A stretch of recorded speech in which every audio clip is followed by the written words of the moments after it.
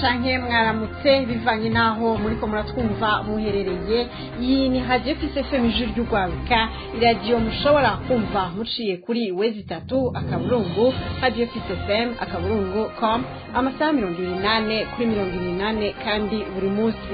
Aya makuru kandi mushobora no kuyasanga ku rubuga rwa YouTube wanditse ijambo Radio FM ijuru ry'ugwaruka. Turi kwigenekerezo rya kane mu kakaro umwaka wa 2024. Amakuru twabateguriye akaba hanini ashamikiye kuri zino ngingo zikurikira.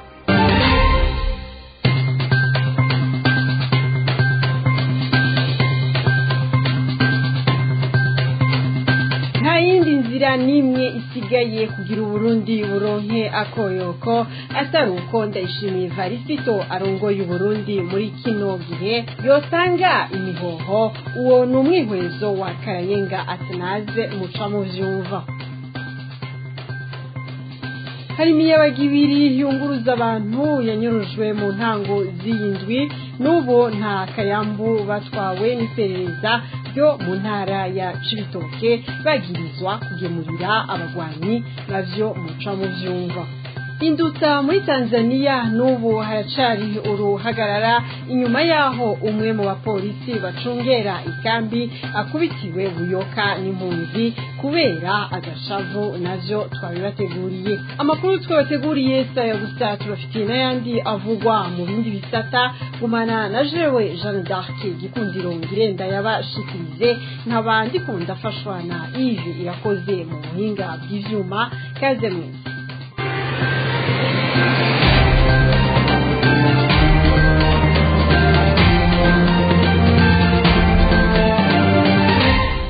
Radio Pisafa.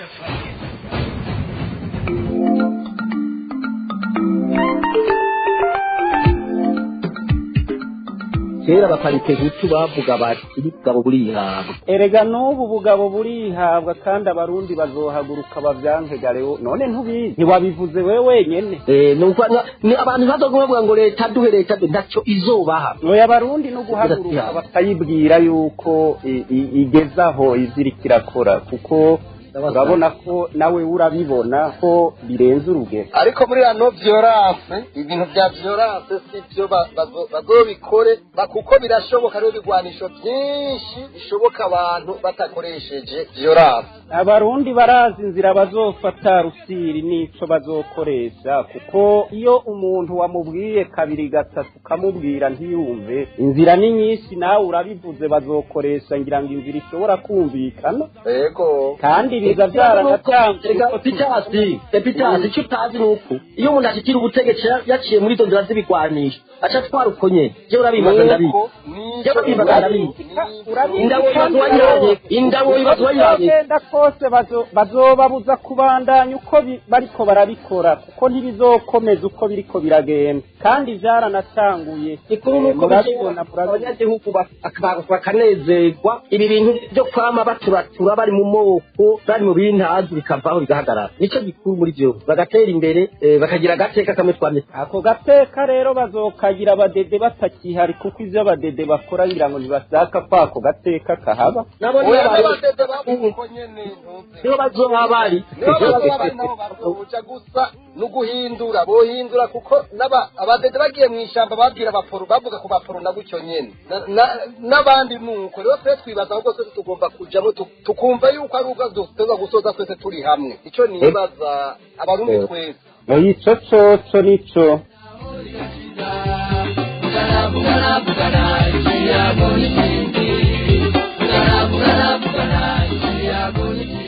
Aya makuru tuyahereye kuri inkuru iciye ku masonga, aho Faustin Ndikumana arongoye ishirahamwe Parsem anegura ingene stade Intwari yubatswe atana hamwe muri budget ya leta iri. Eka mbere ngo nta no guhiganirwa isoko vyabaye kubayubatse, ngo nubu ntushobora kubona amafaranga ariko arubaka ico kibuga iyo ava. Ivyo rero ngo biri mu bishobora kubangamira ukwizerwa ku Burundi n'amashirahamwe mpuzamakungu agenzura akongera agafasha mu by'ubutunzi nk'ikigega FMI. Ivyo Faustin Ndikumana yabivugiye mu ruganda rwo guhanahana ivyiyumviro kwitegurwa ry'amafaranga leta izokoresha rwabaye kuwa 21 ruheshi umwaka w'2024. Ikindi Faustin Ndikumana yashikirije ngo nuko Uburundi nimba bwarabayeho mu gihe ca ambargo butabura vyankenerwa kandi bwari busanzwe buri mu bihano, ubu ngo si igihugu cokena ibidandazwa vyankenerwa nk'ibitoro, isukari, ibinyobwa n'ibindi. Kuba ivyo bidandazwa bikenye muri kino gihe kandi igihugu atambargo kirimwo n'intambara kirimwo, vyerekana ko habuze ubushobozi bukwiye bwo gutunganya neza ivy'ubutunzi, ico yise système de gestion.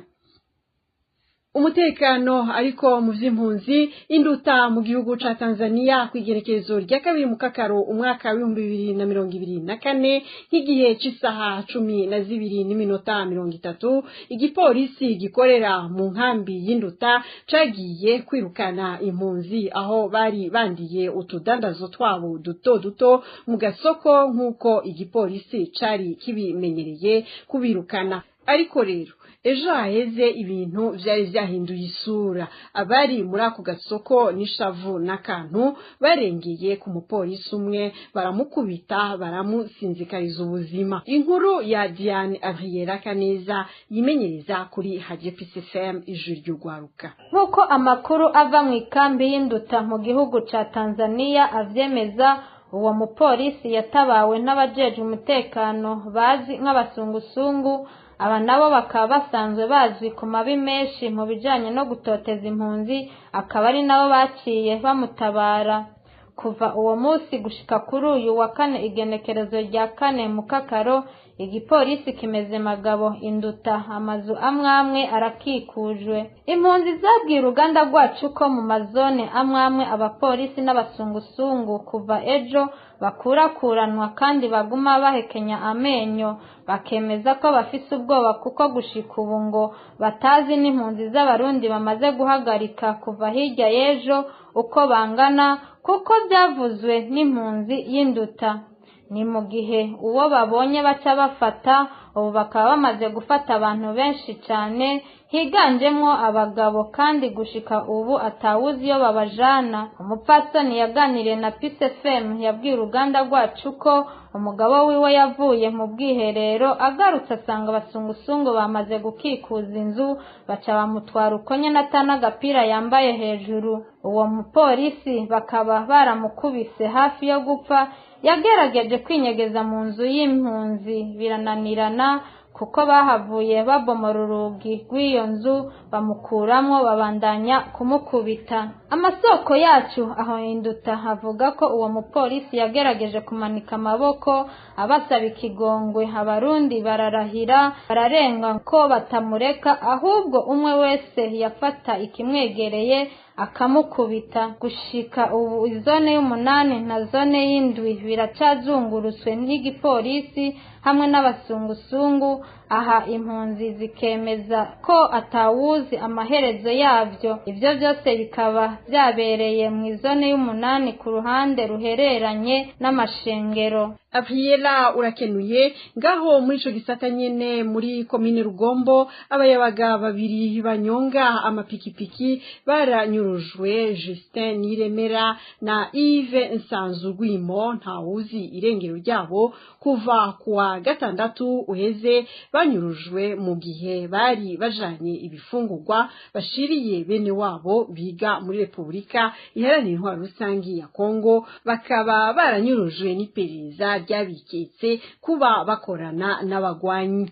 Viator Tori Haragiramungu yadutohoreje iyi nkuru. Abo bayabaga babiri banyurujwe ni Justin Niremera n'uwitwa Yves, bari basanzwe bunguruza abantu baturuka mu gace ka Marambo ya kabiri, ni muri komine Rugombo mu ntara ya Cibitoki, buraruko bushira uburengero bw'igihugu c'u Burundi. Ababibonye bavuga ko imbonerakure ari bo banywanyi b'umuhari w'ugwaruka rwa CNDD-FDD bari kumwe n'urongo igendereza muri iyo ntara ya Cibitoki, arizo zabanyuruje igihe banyuruzwa. Abo bunguruza abantu ku mapikipiki bari ku ku nkengera y'uruzi rusizi rugabura igihugu ca Repubulika Iharanira Rusangi ya Kongo n'u Burundi. Ababibonye bemeza ko bari bafise imifuko y'ibiharage, igendereza ryoba ryarabiketse ko boba bakorana n'abaroberi b'umuhari ugwanya Uburundi Rezitabara, ariko vy'ukuri bemeza ko bari bashiriye ibifungurwa bene wabo biga muri Kongo nk'uko bivugwa n'ababonye ifatwa ry'abo bantu babiri.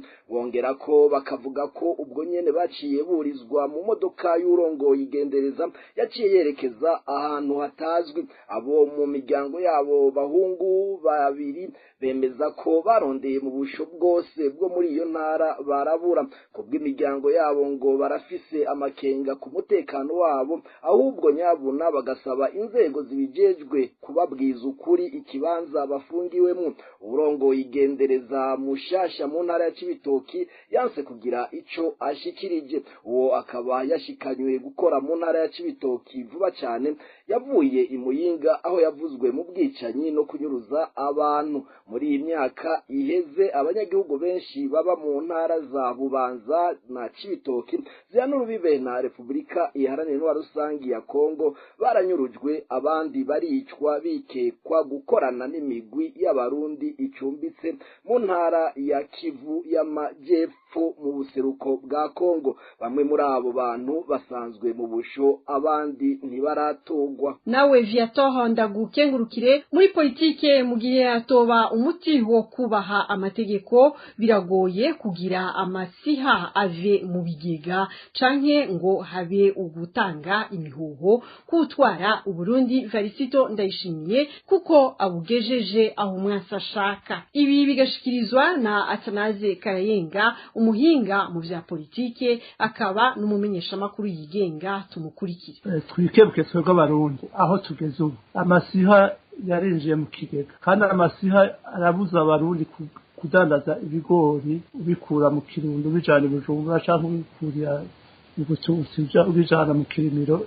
Ivyo byarabuje kubera ko amasiha ashaka yuko ibigori byose bica mu minwe yabyo. Jewe uko ndabibona nta wundi muti uriho mwiza kandi uzovura Uburundi atari ukubaha amategeko tutubashe muri iki gihe turimo ubu.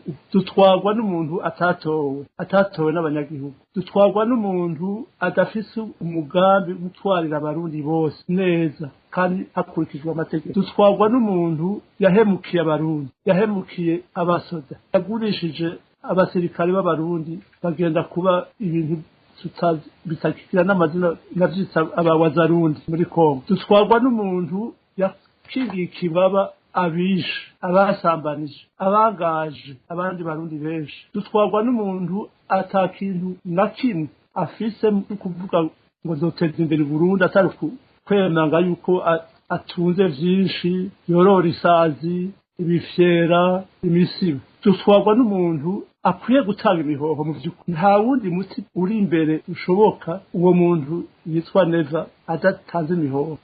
Kugira ngo Uburundi busubire mu mategeko, Uburundi butore umukuru w'igihugu neza bwitonzi, Uburundi bugarukana abahunze bose bagaruke mu gihugu, bubaka igihugu. Ateza gutanga imihoho kugira ngo abasoda bagajwe bagaruke, abafashwe mpiri bagaruke. Ateza gutanga imihoho. Naho Atanaze Karayenga avuga ko igihugu kigeze aho umwansi ashaka, abona ko Uburundi bukwiye gutunganya amatora meza kugira abashoboye gutwara batware Uburundi. We akabona ko Uburundi bufise amahirwe busanzwe bufise abakiri bato kandi babishoboye. N'ubunyene tumukurikira. Inyishu ndiri kure gose. Uburundi burafise amahirwe menshi, burafise urwaruka ruzi ubwenge, ruciye ubwenge, naho barwimakana. Uburundi burafise abashinga ntahe ngabavuga inyumvire, bazi ibintu, batwaye, bashobora gutwara nejo na hirya yejo. Uburundi burafise amahirwe yo kugira incabwenge zigisha muri kaminuza, zitwara amaradiyo muri ko murakoresha. Burya twogira Imana tugaronka amatora meza, tukimika umuntu abikwiye, umugambwe ubikwiye. Nukuri burya Uburundi twokogoroka vuba cyane, twova hasi. Umugambi dushobora kogoroka dutwagwa n'abantu atakindi banezwe atari kuzuza imifuko yabo. Je ico nohereza ko nuvuga nti byanse yuko wenyene atanga imihoho. Nukuri yitege yuko hazoba abadashaka yuko Uburundi bwama mu kajagari. bazomugwanya kandi ntiyica amatwi ntiyitoze ibinyoni. Uburundi bwaraseserewe, Uburundi bugeze habi naho atabibona naho atavyemanga. Uburundi ntibushobora kubandanya hari indiri z'abarundi ziguye hanze, ntibishoboke. Rero akamunotera nuko umukuru w'igihugu w'ubu atanga imihoho akiyonjorora neza, hanyuma tukagira amatora. Byanse yuko dukira amatora tukimika uwari yaratowe yari yaratsinze mu matora aheruka, nawe ni agatorwasa ariho bamushikirize ntahe nawe agerageze avyura Uburundi. Atari uko ni ukuri jese mbona akazoza ku Burundi yuko twokwama dutwarwa n'abantu batemera amategeko, abantu batubahiriza amategeko n'itegeko shingiro ntibaryemera. Mbega murazi yuko burya mu itegeko shingiro umugwi mukuru w'Uburundi ukiri Bujumbura, harya guterura umugwi mukuru ukawushira Gitega ntivyakurikiye amategeko. Umenye n'ibintu ivyo barabihonyanga, ariko ico kintu conyene imbere yo guterura umugwi mukuru w'Uburundi bari kubaza guhindura itegeko shingiro, n'ivyo ntavyo bakoze. Rero mu ncamake natanga imihoho, Uburundi bariho, abarundi bariho, abarundikazi bariho, bashobora gutwara neza mu mutekano, bubahana kandi bazi inyungu z'abarundi i Burundi no mu bihugu bitwegereye. Atanaze Karayenga akaba asanzwe akurikiranira hafi ibibazo bihanze Uburundi, akaba n'umumenyesha makuru yigenga. Ku mugwa mukuru w'ubudandaji i Bujumbura habaye uruganda rwatangujwe n'ikigo c'igihugu kijejwe iterambere arico ADB. Hari kuri uyu wa kane igenekerezo rya kane mu Kakaro umwaka w'2024. Muri ico kiganiro abagwizatunga bakaba basavye ico kigo ko boza barasangwa ku mirimo mu ntumbero yo kugira ngo baganire ku ngorane n'inzitizi bahurira mu kazi. Iyi ni inkuru ya Claudine Ndayishimiye. Vyabereye i Bujumbura ku mugwa mukuru w'ubutunzi, aho abagwizatunga basaba ko boza barasangwa ku mirimo kugira bavuge ibibabakiye ndetse n'intambamyi bahura nazo. Ivyo vyashikijwe mu ruganda rwatunganijwe n'ikigo ca leta kijeje iterambere ry'u Burundi ADB. Hari kuri uyu wa kane igenekerezo rya kane mu Kakaro, mu gihe ADB yakoranya abikorera twabo hamwe n'abaserukira ibisata vya leta bashikiriza inzitizi ziri mu bisata barimwo ndetse no kurabira hamwe ivyigwa rusange vyofatirwako kugira batore inyishu y'ibibazo bituma abanyamitahe badahurumbira igihugu c'u Burundi. Umukenguza amateka vyatorega ushaka asanzwe n'umugwizatunga yasavye ikigo ADB gushikaho bakorera mu ntumbero yo kubereka intambamyi bahura nazo mu mirimo yabo ya misi yose, harimo icikagurika ry'umuyaga nkuba ndetse n'ikena ry'amafaranga mvamakungu. Ikindi asavye ngo leta yogabanya amakori ku matike y'indege kugira abamukera rugendo bashobore kuza ari benshi mu gihugu. Abari bitavye basavye ko kandi Visit Burundi yohabwa uburyo kugira ikwege bamukera rugendo ndetse itange n'ishusho nziza y'igihugu. Reverien Nizigama aramutsa ADB mwijambo ryo yamenyesheje ko ibisata bitandukanye ko vyiyumviriwe ari vyo uburimyi, guhingura ibivuye mu burimyi, igisata c'ingenzi, umuyaga nkuba ndetse n'inyubako. Amesha ko kandi inyuma yo kurabira hamwe ivyo hinyanyugwa mu gisata kimwe kimwe bica vyemezwa. Claudine Ndayishimiye nawe ndagushimire. Mu gusozera aya makuru turabe ayavugwa mu karere. Perezida William Ruto yahagaritse kongera imishahara y'abashinga amateka kubera agashavu k'abanyagihugu. Ukongereza imishahara abashikiranganje n'abashinga amateka bo muri Kenya vyari bitegekanijwe ntibizobaho, inyuma yuko Perezida Ruto ategetse ko izo nteguro zisubirwamwo kubera ziyamirijwe n'abanyagihugu. Bibaye inyuma y'indwi imwe gusa imyiyerekano yitabiriwe n'abatari bake ihatiye Ruto kureka umugambi w'itegeko rigena amafaranga leta izokoresha uyu mwaka wari gutuma hiyongera amakori. Kuri uyu wa gatatu urongoye umugwi w'igihugu uraba ivy'imishahara SARC yavuze ko bazohagarika izo nyongera ku mishahara y'abategetsi bo muri leta kubera ukuri kuriho ubu kujanye n'ivy'ubutunzi. Uwo mugwi wari wagiye inama yo kongera imishahara igera ku bice 2% na 5% ku bategetsi bose bo muri leta harimwo n'abacamanza.